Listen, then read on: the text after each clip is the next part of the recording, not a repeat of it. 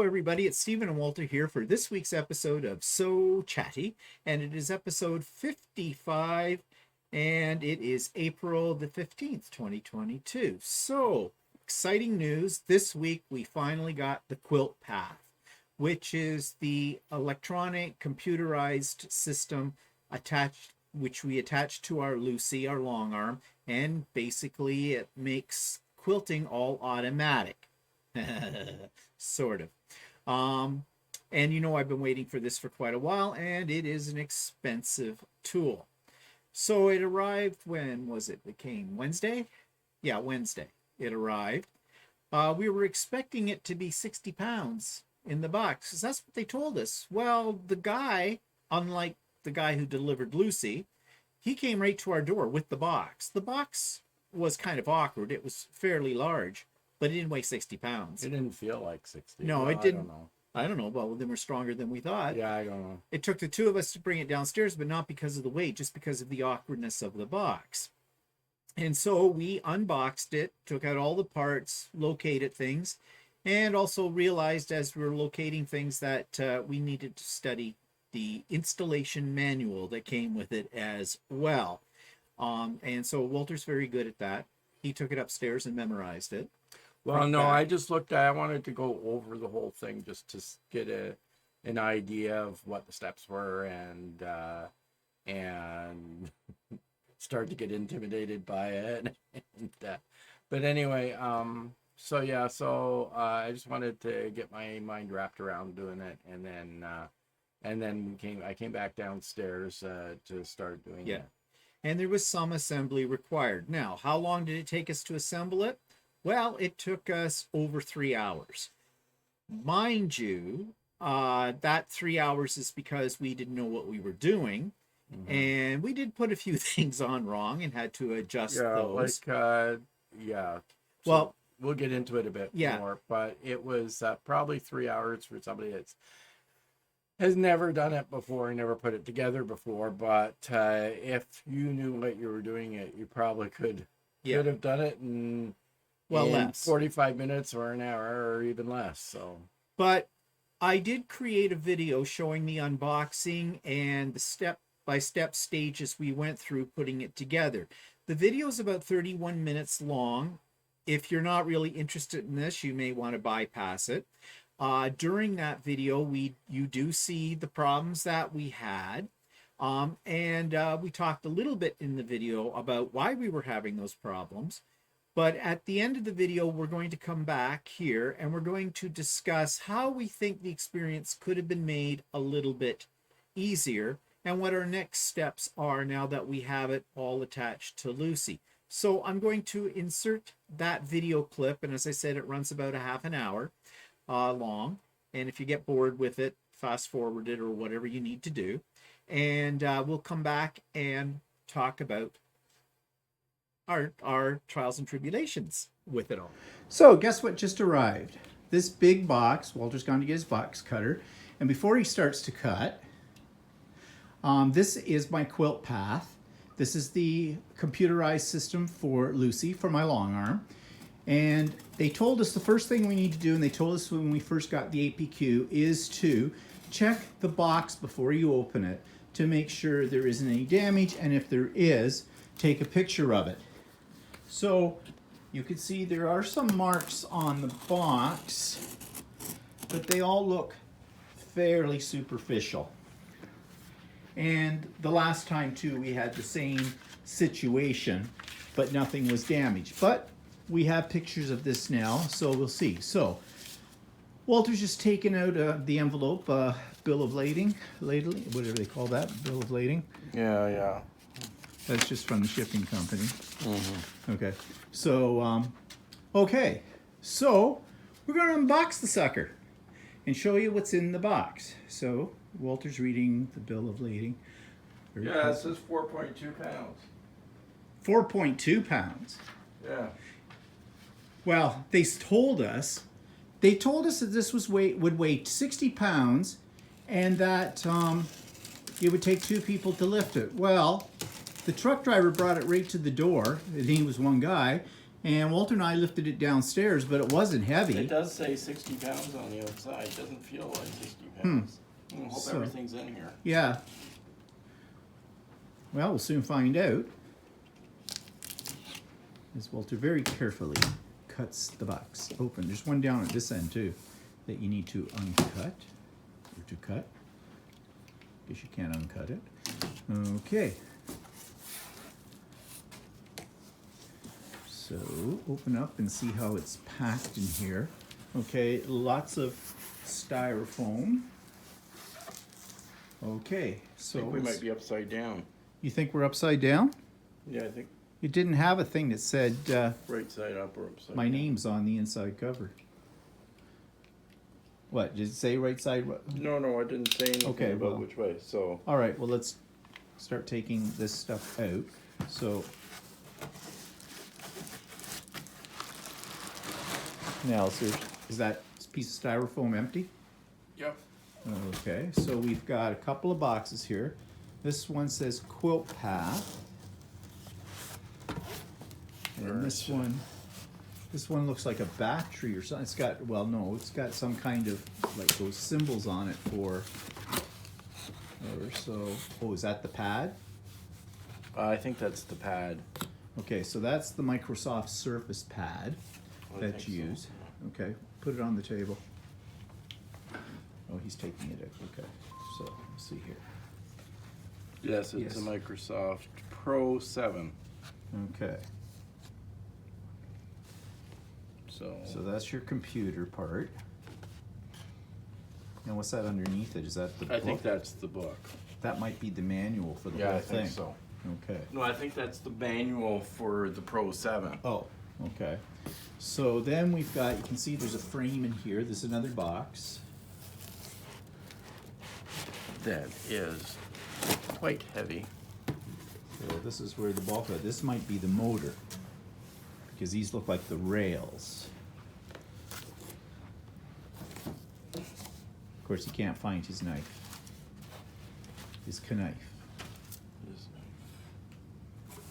We looky for the knife. Well, you just had it. Oh, that's because I put it in my pocket. Oh yeah, anything that goes into Walter's pockets, you can't find ever again. It's a bottomless pit.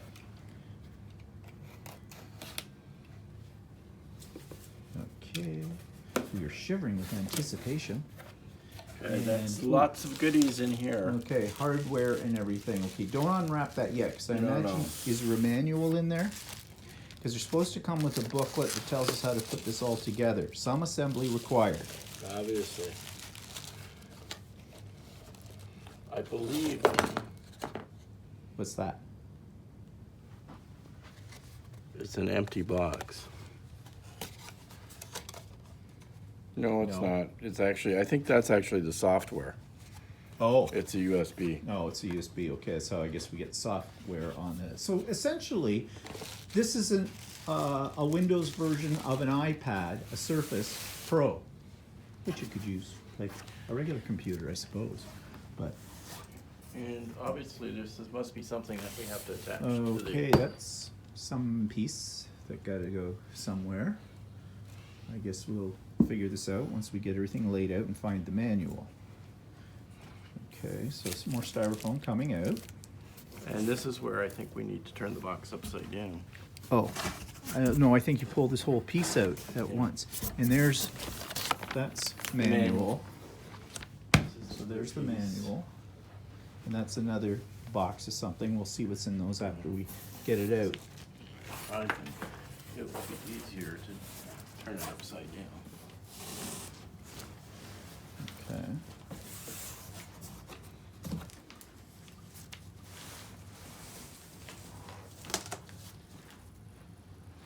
So if you're struggling. I could help, but I'm running the camera.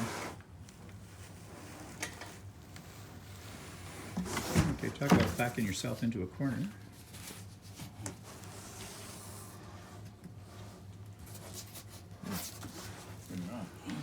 Okay, well maybe I just turn off the camera for a second and help you lift this off. Hang on, just hang on. Yeah.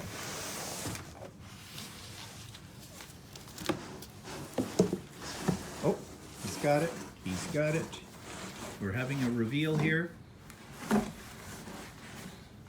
Careful when you step backwards because your knife is on the floor. Okay, and there we have more styrofoam.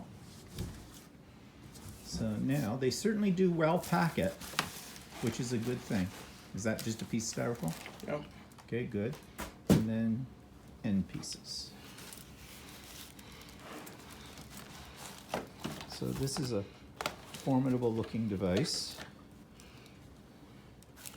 It says Quilt Path on it. Okay. Now you see this one is a generation 5. I believe so. And it works differently than the generation before. The one before, from what we understand, and we don't understand it a lot yet, is that the pad and everything that you saw all rides with the head, with the needle base on it. But on the new one, you can disengage that when you're not using the computer part, which will make your control, your head, I don't know what to call it, the needle head or whatever, lighter if you're doing free motion quilting. Before, the model before this one, it was all attached, and according to our expert, Tracy at Whirls and Swirls, we're our dealer, she said that that made it heavier when you're manipulating for free motion. So this, she says, is a better improvement. Okay, so I guess the next thing is to probably lay out all the pieces. Let's put the styrofoam back in the big box first. Yeah, and maybe you should edit this right now, and then we can go back to it, and when we're getting better at trying to figure out how to put it together. Yeah. Okay, we've laid out all the parts. We had a little moment there where we couldn't find what they call the 15-foot belt, but that's this thing right here, and we were expecting something bigger. But anyways, we've got to go through the checklist now to make sure we have all the parts. And there's these two big, huge parts here. And then, of course, there is the Microsoft Surface, which is in the box in the table up here. So it's basically a tablet, and that's what you operate everything from. Did come with a Microsoft stylus as well for it. So, yeah, these are all the parts. So now we're going to go through and check them off on the list in the booklet. Walter's been studying the booklet, and he doesn't sound very confident about putting this together. I think it'll be step by step by step, and you just have to take one step at a time and think about it. So step by step, slowly I walk, step by step. There's a few things that we have to do that basically involves removing handles on the original machine, and installing a couple of different things on it as well. Like there's a thread break sensor that has to be installed on the Lucy and some other things. We think this is the thread break sensor, yeah, it is, as well. Also, we have got to get our hands on a UPS, which is an uninterrupted power supply, but it's a very special one because it's a sine wave one, which is necessary when you're using computer components. And they are quite pricey and not easy to get your hands on. Like Amazon has them, but they're way overpriced because right now they're a little difficult. So we have to investigate that as well. And I have a call out to my dealer about which one she uses and where she got it, and we'll see. But that's an important component. And yes, it's going to cost $500 to $1,000 more for that piece, but you don't want something to happen to, this is an expensive piece of equipment to start with, when you're talking over, well, so far I have spent almost $15,000 on this little toy, which is almost the cost of the whole of Lucy. So we'll tune back in here in a second when we've gone through our checklist. So we're on the page now. We've checked all the items through and everything is there that we need. And now it says before you get started, you have to remove one of the rear handles. Does it tell you which rear handle? Yeah, the right one. Okay, so we're removing the rear handle. Now the thing is, this is the side of the machine where I do pantographs with it. So essentially, moving this handle off, and then we have to take the laser light off too at some point in here.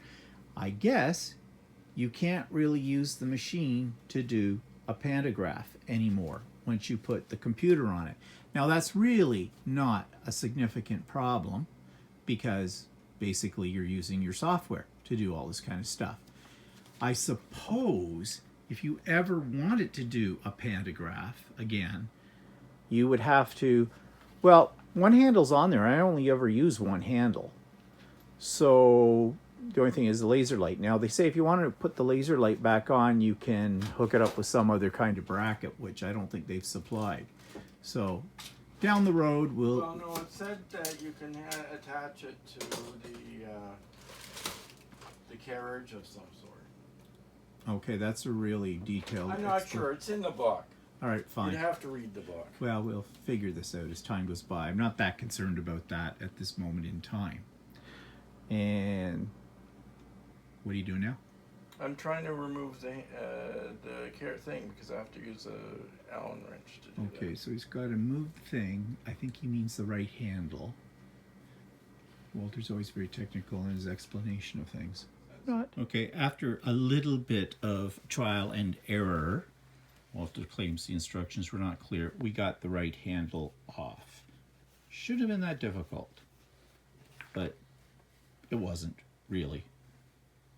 Well, now what are we doing now? Thread sensor? Thread sensor. Okay. Which is probably a good thing to have, thread sensor, because this did not have that before. So that will tell me when I'm running or when I have a thread break, basically, I think. And guess what I think the green plug's for? What do you think the green plug is for? The thread sensor. Oh, okay. Didn't show that in the parts list, though. But well, maybe not. Maybe I saw it somewhere else. We'll be back. Okay, so this is the thread sensor. And that was easy to install. Figured that one out. Basically, I guess when I thread it, the thread will go through it somehow. Is it going behind it, do you think? Or does it go underneath? Oh, it must go over that little wheel. Over top of it. Yeah, the little wheel. I think there's actually threading instructions that have a thread sensor in your book. Yeah, okay, so we'll have to check that when we get to that point. Okay, so now we have to remove the Pantograph table panels. That's what Walter's doing here right now. These two panels that the Pantograph goes under and sits on, because we have to install the platform for the quilt path in this area. So I don't know if those are going to go back on or not. Yeah, I think they are, but it's I think it's just well, you can't do Pantograph without it. No, true. Okay, so what's the next thing on the list?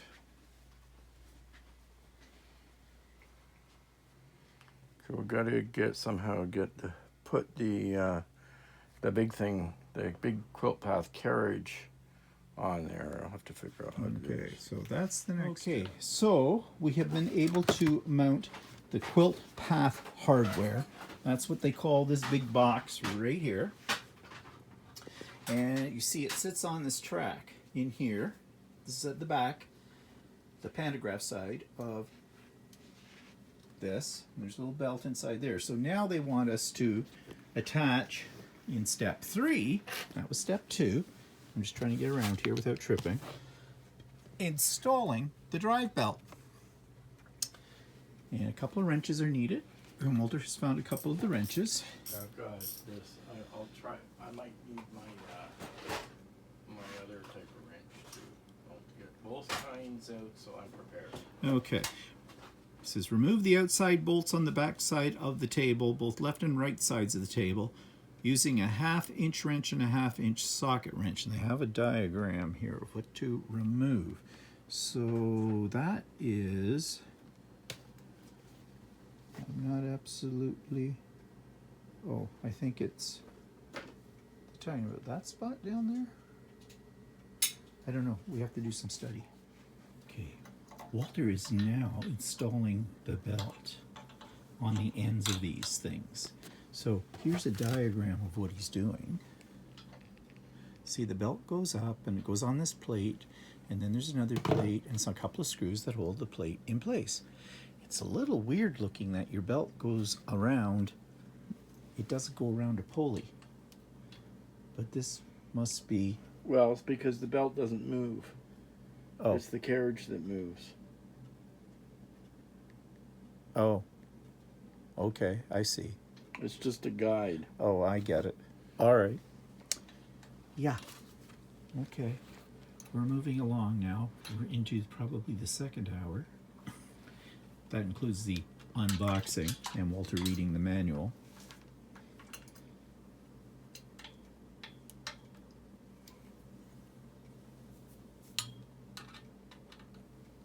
So, yeah, we'll come back. Problem we just discovered in the instructions. You saw us attaching the belt on this end of Lucy. Now, if you're at the back of the machine, as I am right now, the right side is over here. The left side is over here. They said to attach it to the right clamp first, but they didn't say if they meant the left or the right if you were facing at the back of the machine or at the front of the machine. There's no orientation. We have figured this out from the diagram after we got that attached. So Walter had to detach it, and now he's attaching it to this side, and then we can thread the belt through the right way. Maybe a minor point, but they should have a clear indication of the orientation of your body to the rest of the machine, because left and right mean two different things depending on whether you're at the back of the machine, as I am right now, or if you're at the front of the machine. That would have been helpful. So you can see this little belt thing here. This runs all the way down to the other end where Walter is, and there are some wheels, pulleys, that it fits under on the other side of the quilt path box, and I guess that acts as a guide for moving this back and forth along the rails. Okay, this step was a little on the tricky side because you see this under here? We had to go under here. I can hardly get my camera under here to show you what I'm talking about. There's a plate, and we had to put this black thing on here, which meant Walter had to get under here on his back, basically like he was working underneath a car, and attach that. Not difficult, awkward though, very awkward. Now we have to remove this existing carriage protector, or whatever they call it. What do they call it? Axle cover. Axle cover. Axle cover, and replace it with this one, this axle cover, as it shows here.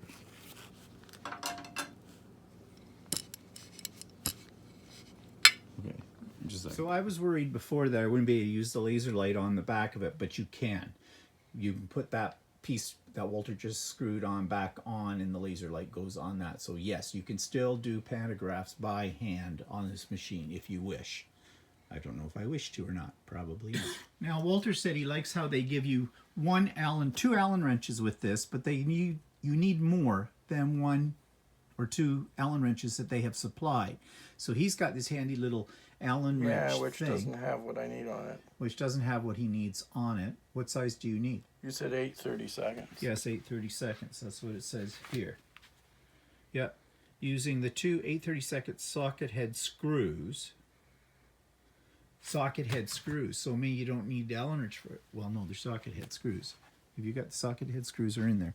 We're talking about this piece right in here that he's got. That's the clamp that we're trying to work on.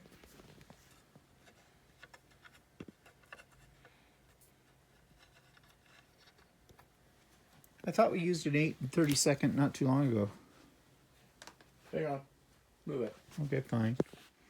Okay, Walter's attaching the arm now to the unit, and this arm is where eventually the computer tablet, the Surface tablet, rented lips, will be attached. So we have that. So we are now into about 2.5 hours.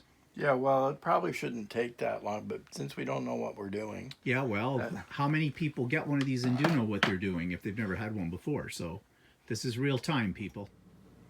Okay, So we have the Windows Surface tablet attached to the machine now, and we have it all wired in. And now Walter's putting the main power cord onto the quilt path box. And it's now been just about 3 hours, and Walter's cursing for some reason. Can't you get the screw in? It's a little awkward. Oh, that's what everybody says. Okay, we just had a little problem. We went to attach the quilt path hardware, they call it, to the carriage, and a part dropped off because it wasn't attached. But there's nothing in the instructions that said anything about this piece. But we did have an extra screw, and we wondered where that came from. But somebody did not attach that at the factory, and there's nothing in the instructions said that we had to attach it. So it's a very crucial part, which Walter's trying to screw on now, because that is what clips into this. You see that little bracket? In order to hold the two units together so that the carriage can move whichever way it needs to move to do your quilting. This does not impress me much. Okay, we just discovered something. We're at the end of installing everything, with the exception of the actual software, and we discovered that one little piece was put on backwards. But it's a fairly easy fix. But it's the way you look at the diagram in the book. I'll show you. This piece right here. This is an important piece because when the two units clamp together, you need that piece in order to clamp part of it. And that's how we discovered we didn't have it on the right way, because we had this part that was supposed to clamp and it was clamping nothing. So we have figured this out, and so Walter's flipping it over now. But this is the thing about the way these instructions are. If you're like me and you're geometrically challenged, you can get things screwed up very easily on this. They really need to have a video that comes with, or you have a download link for, from APQS that takes you through all of this step by step, kind of like what we've been doing here. Although we would need something that's even more detailed than what we've been showing you with this, by people who know what they're doing. That would be extremely helpful for this kind of thing. Now, the other good news is, you know how I said that we needed a special UPS that's fairly expensive? Well, I asked Tracy at Whirls and Swirls about that, and she said, oh, did I forget to tell you about it? And yeah, she did. But she happened to have one that just came in yesterday, still in the box, and she's going to drop it off at our place right now. And we're going to order another one, and she told us where to order it from, and Walter knows, he's already seen it. And we're going to order that one and then just replace the one she's giving us with the one that we order, because she doesn't need the one that she got yesterday immediately. So that's a good thing. I hope it doesn't take long to get here, because it has to come from the United States, from some place called PC Computer. So we'll see how that goes. But that's really nice of Tracy. But that's what I mean. You know, you've heard me say in other videos all the time, you know, that if you get good customer service, that's the best part of dealing with anybody. And when it comes to this kind of business, and especially on something like this that you're spending a lot of money on. So we are not going to attempt to get the software set up, probably not tonight with it, because I don't want to take a chance of plugging this in and not having the right, you know, power source for it. I mean, it would probably work, but you don't want to take a chance that you get a surge and it blows your tablet out. So before we even get to use it. So Walter thinks he now has this part fixed. So let's see how this clamps up.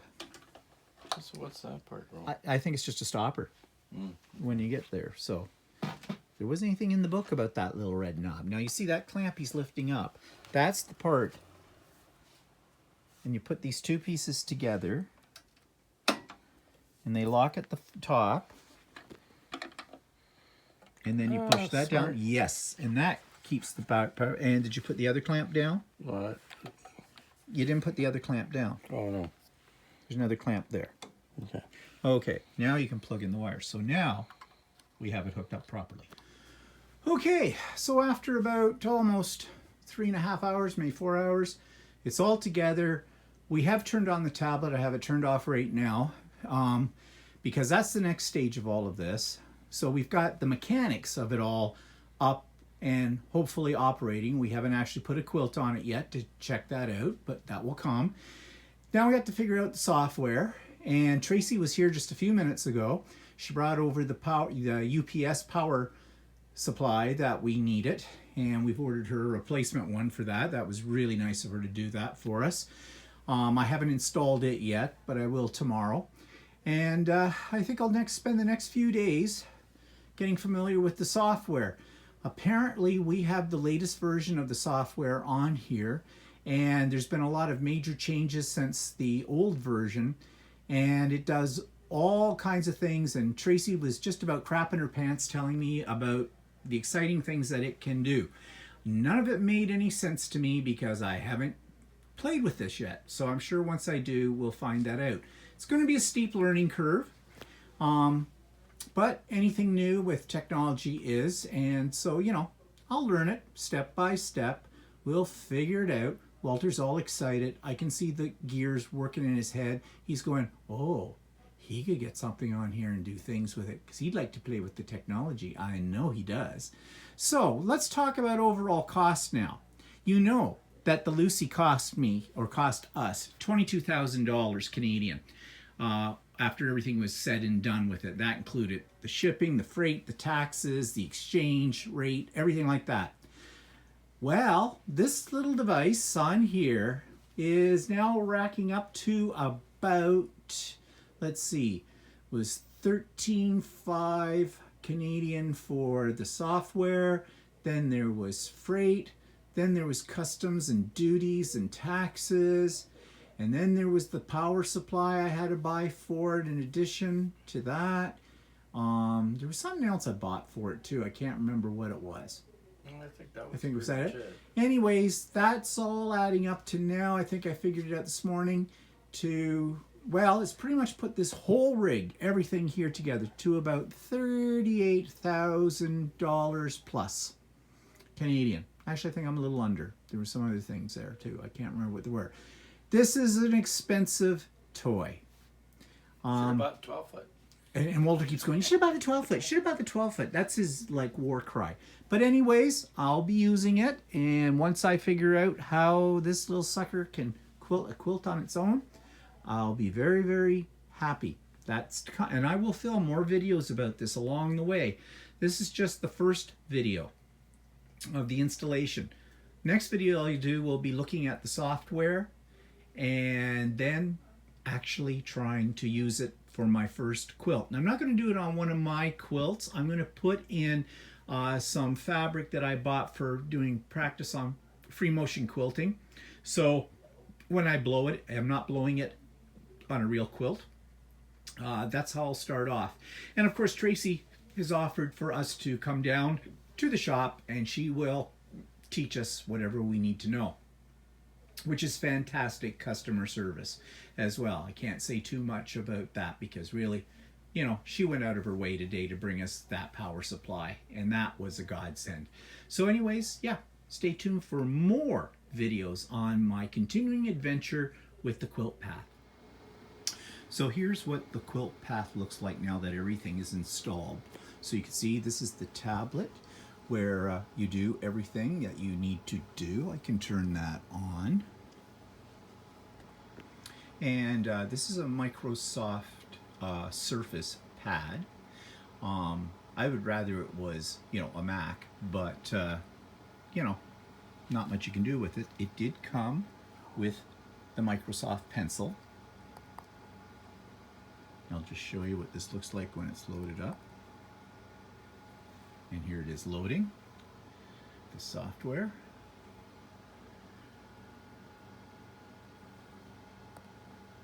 Now right now it's just telling me it can't connect to the machine because I don't have the machine turned on. At least that's what I'm assuming it means. Now today I've got to start going through the manual and things, and there's the user interface for the quilt path.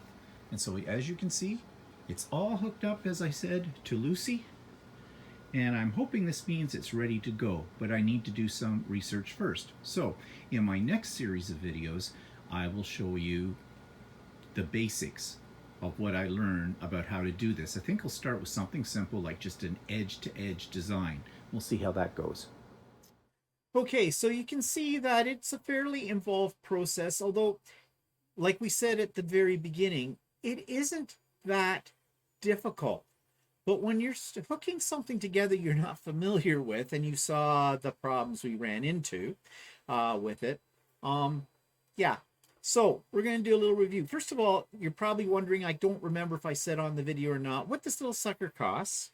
And I will tell you that. This is not not a cheap toy. Okay. This little sucker costs, to start with, $13,500 Canadian. On the retail price of it was $10,500 American, but now after the last month or so, it's gone up to $10,900. Yeah, actually, I ordered it earlier than I figured on ordering it, simply because I was warned by my dealer, Tracy at Whirls and Swirls, shout out to Tracy, that it was going up at the 1st of March. So I ordered it at the end of February, and it did take, they told me it would take about 8 weeks, and they were bang on to the day, pretty much, when they told me that. So, and one thing too, when you're dealing with APQS, because we bought this through APQS, they are very efficient. I will tell you that for sure. They take you through every step of the way of actually getting your hands on it. You get phone calls. You get a phone call from the freight company that delivers it. So on top of that price, I had to pay about, I want to say 700, but was it? This one you didn't have to pay. It came with freight. Oh no, right? The shipping zone. What I'm talking about is the customs and duties and well, taxes. actually, because we're located in Canada and we're ordering a product from the United States, it has to come across the border, and for that we have to pay what do you call it? Duty and brokerage on the brokerage fees and things like that. And there was GST. Yeah, so we have to pay Canadian taxes on all of the products that are shipped from the U.S., even if they were made in the U.S. So on the $13,500, add $1,800 more, okay, on top of that. And another added expense that we didn't realize we were going to have, or, well, Walter would say he realized it, but he keeps these things a secret to himself, is that it needs a special, like a surge protector, a UPS, an uninterrupted power supply, but it's a fairly elaborate one. To the tune of, it cost me another $900 to get one of those. Now, I did not realize that what we had Lucy already plugged into, which is a surge protector, a good surge protector, but it's not a UPS. And it doesn't condition the line, what they call sine wave. And what's sine wave? Well, actually, it's only when it's a UPS that you have to worry about sine wave. It's not when you've got it connected to a surge protect. Surge protect just protects it from power surges, right? But what happens is when you're connected to a UPS, it converts the AC power to DC power, and because when the power fails, it becomes your battery backup. So everything's coming from direct current. When it's DC through battery, it has to simulate an AC wave. I'm just looking at you because you're giving us the entire technical manual. Okay, so anyway, it has to convert it back to alternating current, and it has to be almost exactly like real alternating current, but a lot of the cheaper UPSs make it so that it's a fake version, and electronics don't like that. Okay. Page 2. So it's called a pure sine wave. There was a page 2. I knew there was a page 2 on it. So if you're looking for UPS and it says pure sine wave on it, you know what, it's a good one, and the other one is it's expensive. Okay. Is there another page? No. All right. I was just looking for the Reader's Digest condensed version, which was, it does this thing with sine wave that affects your computerized parts, because there are computerized parts on this, and as you've seen, there is a tablet. I'm never condensed when it comes to making an explanation. No, you're not. Okay, so. And so you need this expensive one for it. Well, we had to order it, and I'm thinking, well, I guess I don't really want to try turning it on until we have that. Just, you never know. My luck is, suddenly there'll be a huge power surge when I first turned on and blow everything up. But if you don't have the sine wave thing, what can happen inside is when it's stitching, it might throw it off while it's stitching, if it's not that one. Yeah, okay. I think that might be more than enough information about that. Like, too much? But anyways, let me finish this sentence, please. I was talking to Tracy, who's our dealer, and I was asking her which one did she get for her machines, because I was pretty much sure that she had ones on that, and she got the ones that are recommended by APQS. But I said, why? She says, oh, did I not tell you about that? And I said, I don't remember that you told us about that. Just, oh, I dropped the ball. Well, she didn't really drop the ball. I mean, it's in the manuals if you want to pay attention to that kind of stuff. It's not her fault or anything like that. But Tracy is so good. She says, I just got a new one. It's still in the box. It came yesterday. I don't have anything to attach it to yet. I can drop it off at your house on my way home tonight if you want it. And then you guys can just order another one and bring that down to me. And I said, sure. Thank you, Tracy. That's how good. Like, this is good customer service here, And so she did. And we got it all hooked up and whatnot. At that point, as you saw in the video, we were pretty much exhausted. My brain wasn't functioning on this, because the next stage of this is to learn the software. And that is probably next week. I'll start talking about that. Spoiler alert, I've already started working with it, and I'm a little frustrated because, and here's one of the criticisms about this system. First of all, APQS does not make the quilt path. It is made by Grace Company. I don't like Grace Company. I can tell you this right now.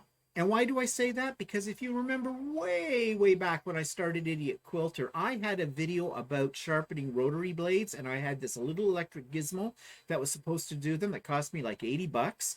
And it was created by Grace, the company that makes the quilt path, and it's a piece of crap. And in fact, I wrote to the company, and they very nicely sent me another one, because I thought that one was defective, and no, it was crap. It just doesn't work, and it's not worth it. It's called the Blue Sharpener or something like that.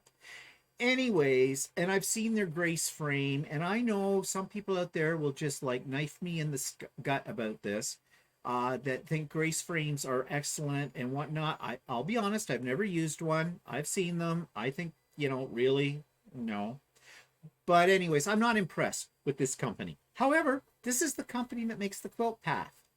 And there's not a heck of a lot of selection out there for people who make this kind of stuff. And if you're with APQS, that's what you have to get. That's what they recommend, and that's what you have to get. So, well, they just did an entire major upgrade of the software to version 5 from version 4. And it is a major overhaul. Different interface, the whole bit, the buttons. It does a lot of the same things. They added a few new things to it. But if you're a beginner user and never have used it before, like me, hello, I have no idea. So they do have tutorials and supposedly information sheets or instruction booklets as well. Well, those are for the old system, and they don't line up with the new system. And I've gone on to a YouTube channel that someone recommended. I joined a group on Facebook that looks at this, and mostly it's people whining about things, and back and forth. And well, I might be one of those too. I don't know. I'm hoping not. And yeah, there's just no help from the company that has created this. APQS does not have any videos. In fact, their videos are all old. They're like 2014. Yeah, out of that. Now, there was one lady who's on this group I was talking about, Facebook, who does have a YouTube channel, and she's been trying to make some videos, but she's making them for something called the QCT 5, which is made by Grace Company. It's not called Quilt Path, but it is Quilt Path. I think what it is it's more of a cut down version of Quilt Path or something like that. Quilt Path is on its foundation. I have no idea. Now, her videos are, well, they're not good for somebody at my level with this. They're better for people who have experience. Oh, they're not good for idiots? Pen right between the eyes. Okay, so, now you threw me right off. Okay. So, I mean, the overall thing is right now I am piecing together bits and pieces of information to help me figure this out, and I'm playing with it. And next week I'll talk more about that, and hopefully by then I will know more about how to use it, because we've also our schedule. Again, Tracy, she is the best. She said, why don't you come in next week, bring in a quilt, we'll put it on one of her machines with using the same system, and I'll show you how to use it and quilt a quilt with it the whole bit. And I said, oh yes, please, thank you very much. So Tuesday we've got an appointment at 10 o'clock, and we're going to see Tracy, and I imagine we're going to spend the majority of the day over there with this. And I hope when I come out of that a lot of my mystery will be solved. Meanwhile, I will be playing with it until then. So we'll talk more about that next week on So Chatty. Okay, so lack of information about how to use the software. It comes with a Surface tablet. That's Windows version, of a iPad, basically, their Surface, which is fine and dandy, except Windows is working with 11 right now. Now, it comes with Windows 10 on it, and one of the things it did say in the book about this was make sure you go in and get all the latest updates for Windows, and which I did. But now, because Windows, as you well know, are forcing everybody to move to 11, and that's fine. I run 11 on my PCs. But there was some talk that possibly there could be problems with running Quilt Path on Windows 11. But I've read everything says it's not a problem at all. Well, I updated today to Windows 11 on the tablet because you haven't got any choice. Because Windows is not going to support 10 anymore. And it's got to be it's got to be 11. So I did install it. It seems to be fine. So, knock wood on that one. But there's some tricks that it is written in the manual about this. You got to turn off. This is Wi-Fi.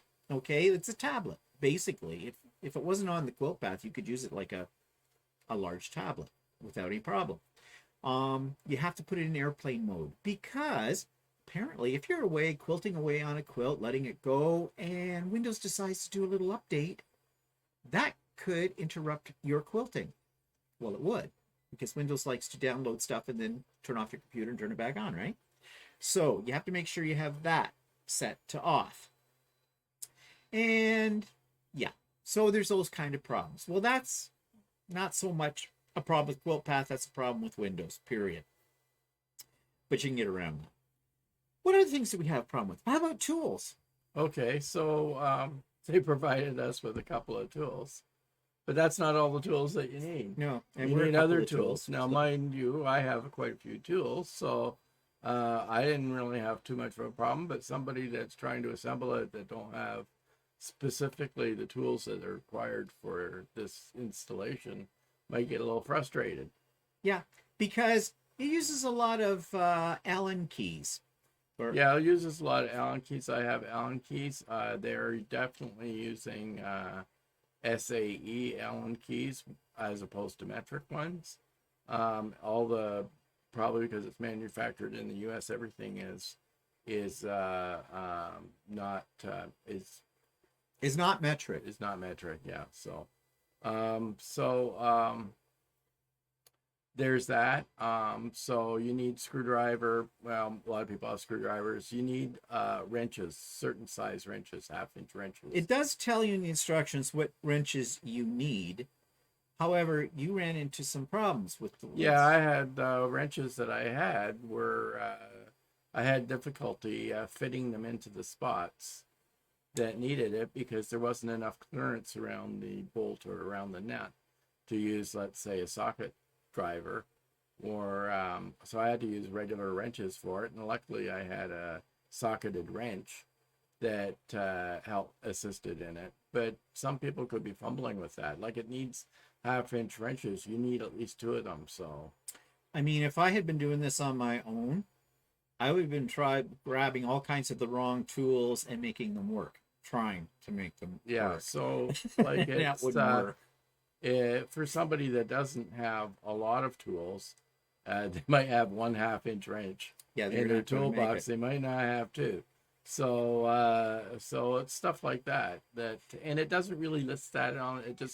It just tells you at the beginning, we've included this wrench and we've included this we call it hex key or whatever.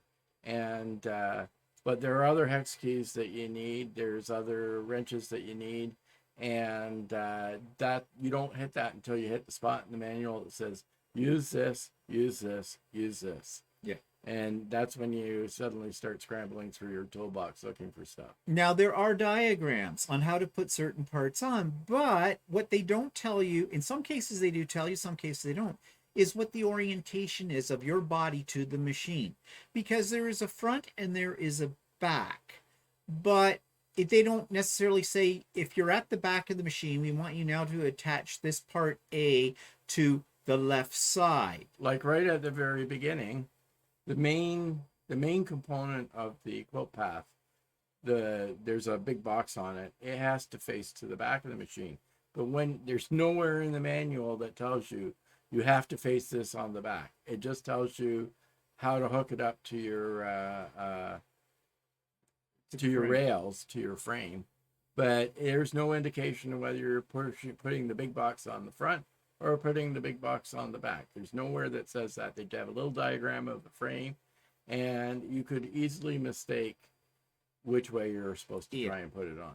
Well, if anything, it takes up more of your time because you're trying to figure out, what do they really mean here? I mean, we were sat there for a good 10, 15 minutes examining the diagram to try and figure out which side of the machine the box had to go on. Yeah. And unlike the manual that came with Lucy itself, which had a lot of actual photographs, this one is just line drawings on it. And one of the parts we put on backwards and had not realized until we got it all done because of the way it was shown in the diagram. You needed to be, it was from the perspective of being underneath. Yeah, like the machine and looking it was in actual fact, in that particular section, it was a photograph that was showing it. But the way they had the photograph, it made it look like it had to be on a different way than what it was supposed to be on, right? So we actually put that piece on backwards. And it's actually an essential piece that uses, that clamps the quilt path mechanism to the sewing head. So and I think you already saw that because I did video that part in there too. Yeah, so when we pushed the clamp down, it wasn't clamping to anything. Yeah, it was like, what's this? And I said to Steve, I said, that's not right. It's got to be clamping to something. I said, that other piece that we put on there, it's got to be on backwards. So, and if we had not thought about this after and looked at it, if Walter hadn't detected that, there could have been some disaster, because that's pretty essential, because it holds the motor situation that moves Lucy around to the main arm of Lucy with the needle on it and everything like that. So yeah, very confusing. In fact, it's so when we had Tracy over here, when she brought over the UPS, she had a look at the installation of how we did it. First thing she did was go to that part to see how we had put it on. She says, that part, she says, everybody puts that on backwards. Yeah. So obviously we're not the only ones that had that problem.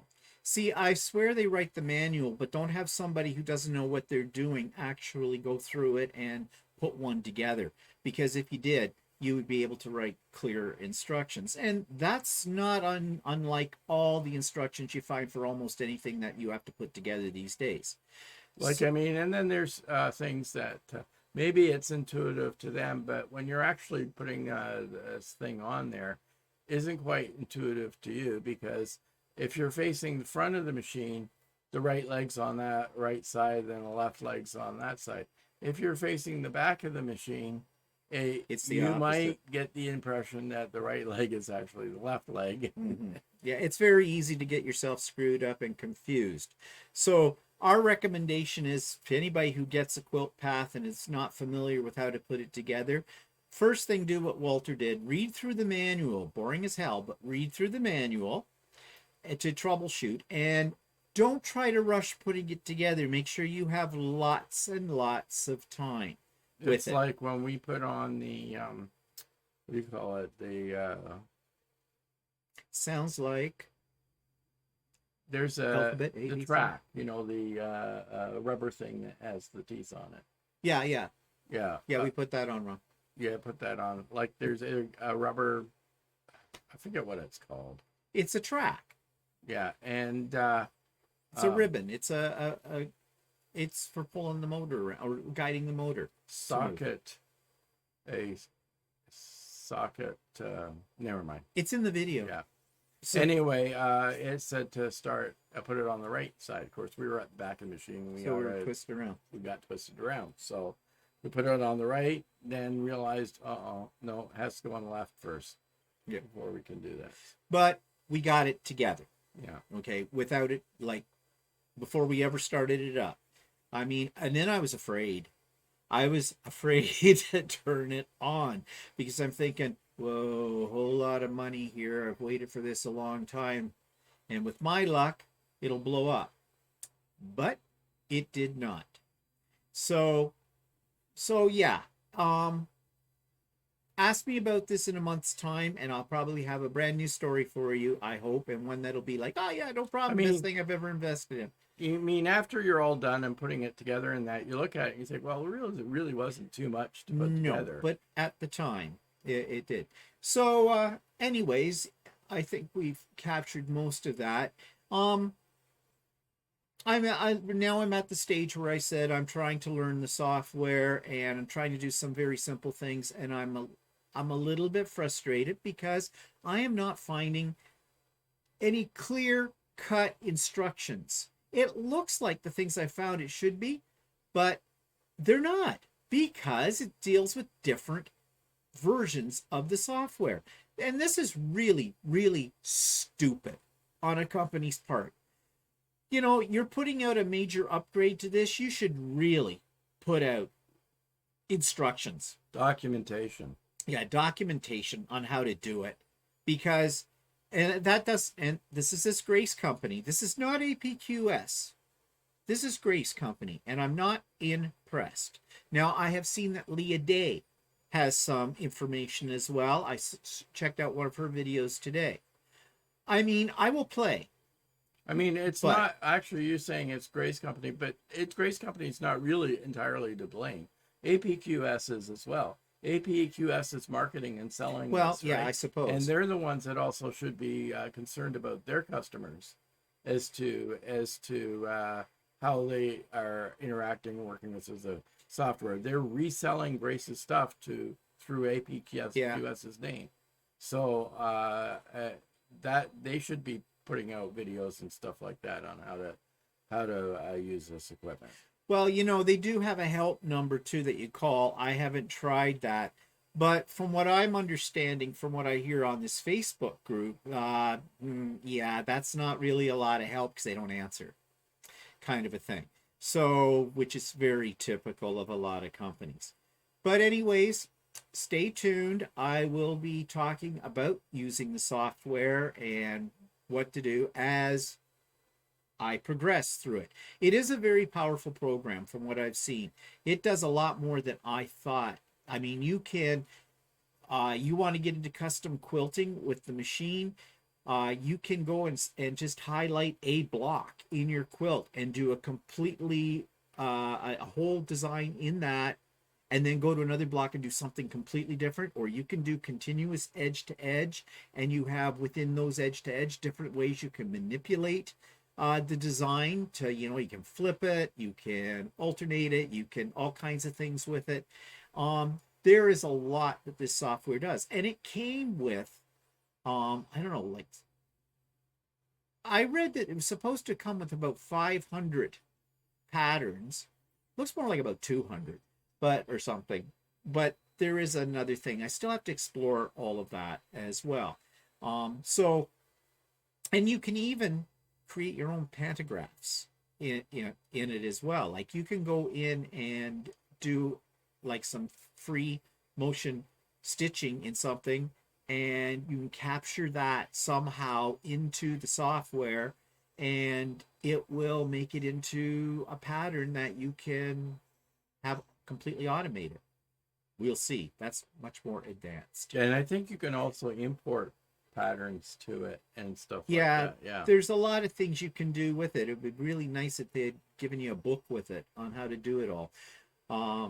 Or like a DVD with videos or something on YouTube. But anyways, okay, so enough bitching about that. We've got it.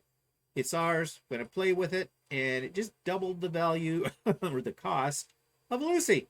Pretty much. So the original Lucy cost me about $22,000. Add on top of that another $16,000. So we're talking here, almost $38,000 for this thing. Going to need to do a lot of quilts on that. So, and don't suggest that I open up a business. God, no. I'd kill somebody if I was doing a quilt for them, I'm telling you. Okay, now just before we sign off, I want to do a follow-up on Kawartha Quilting. And remember, that's the store, or the quilt store north of us, that I got my APQS stuff from, and that we were having some problems with their YouTube, or not YouTube, with their online website and that. And I talked to a guy there, and now here's an example of really good customer service. They didn't just pay me lip service on this. They took it to heart. And I got an email from them the other day from Zach. Zach is, I think, the head of the company there. And I've met Zach in the store. In fact, we went in to pick up my replacement strip cutter die that had been damaged. And I bought a few more things, of course. And excuse me, I just sneezed. And when we walked in the store, Zach goes, "Hi, Steve," and came right down and got us set up. So, I feel important. And I'm going to sneeze again. Excuse me. I don't know. I'm allergic to something. Or someone. Okay, so he wrote this. He actually watched So Chatty number 53. Okay, I'm back. I'm over my sneezing fit, I hope. All right, so he saw our So Chatty where we talked about some things. And if you don't know what I'm talking about, go to So Chatty. Why I'm going to sneeze again. 53. I don't know why. He said, "We appreciate the feedback. I've been working on a new revision of our website with some changes to terminology and clarification on some of our programs. While those aren't live yet, one change in particular is now as I accelerated its implementation. We have added a new stock status filter option of orderable. I have added a screenshot of this, and you can check it out for yourself here. You may have to take over." And he gave me the link to it, and I did check it out. Now, items that are in stock or available immediately show under in stock. Okay, I don't know what's wrong with me. I keep sneezing. Okay, I'll try to get through this. So, in stock, items that are currently out of stock are still available to us or are available for pre-order within what we consider a typical or expected time frame from our vendors. And he goes on to explain all this. I'm not going to read the whole thing. But basically, the terminology they used, we took issue with because we didn't understand it. If something said, well, you said like... Yeah, what happened is they would have an in-stock button and an out-of-stock button. And when you hit in-stock button, it would show everything that said in-stock on there, but also items that would say restocking soon. So to me, that would mean that they're out of stock, right? So what they've done now, in their definition was out of stock was that they don't have it in the store anymore and can't get it anymore, right? So what they've added is a button for out of orderable, meaning that the items that are in stock, that are actually in stock in their store, it shows up when you click on in stock. Then there's the ones that they are restocking or able to order. They're now in the orderable section. and the out of stock shows items that they used to have in the store but are no longer able to be ordered, and they're out of stock. And the reason they have that is if somebody knows that they can get one of those dies or has seen those dies somewhere and is looking for it, they can check online and see that they're never going to be able to get this stuff back again. Yeah, they've had it. But so the bottom line of all of this is that they acted upon our suggestions. And you don't find that with a lot of companies. They ignore whatever. It's too much effort, too much work for them to change things. And obviously, this says to me that Kawartha Quilting very much is concerned about making the ordering experience, shopping experience with them, very user-friendly. And they do listen to their customers. And that, in my books, puts them up on the top scale of one of my top stores for shopping in our area because of that. And so I will be buying more products from them and supporting them as well. And that's in direct relationship to the fact how they handled our complaints with that, or our criticism. Okay, constructive criticism. I like to think it was constructive criticism. We weren't just going in there and bashing them, as we told you last week, we said. And in fact, I did buy more. I bought the 10-inch cube for the APQ cut as well. And there will be more videos on the Idiot Quilter about the APQ quilt as I get more used to it as well. So many toys, so little time, really, to play with. So anyways, that's it for this week. Next week, there'll be... one more thing. Oh, what's the one more thing? Special note. Oh, I forgot the special note. If you've stuck with us this long, here you go. We forgot on Stephen and Walter Live last Sunday that this Sunday is Easter Sunday. And not only that, but we have my sister and her family coming here for dinner. So usually we're on at 4. We're going to move it earlier to 3 p.m. Eastern Standard Time, because my sister arrives here at 5. So, you know, unless she wants to be part of the broadcast, which she probably would not. So we will be on an hour earlier, just next Sunday. That's the only time. Okay. So some of you may not get this and realize that, but I will put out a reminder on Sunday morning as well about it, like I usually do. But 3 o'clock Eastern Standard Time, not 4 o'clock Eastern Standard Time for next Sunday only. Okay. Just because of Easter. Okay. That's it. Have a good Easter weekend. We'll see you next week for continuing adventures with the quilt path and other topics of interest. Well, at least they're interesting to us. Maybe not to you. Okay, say goodbye, Walter. Goodbye.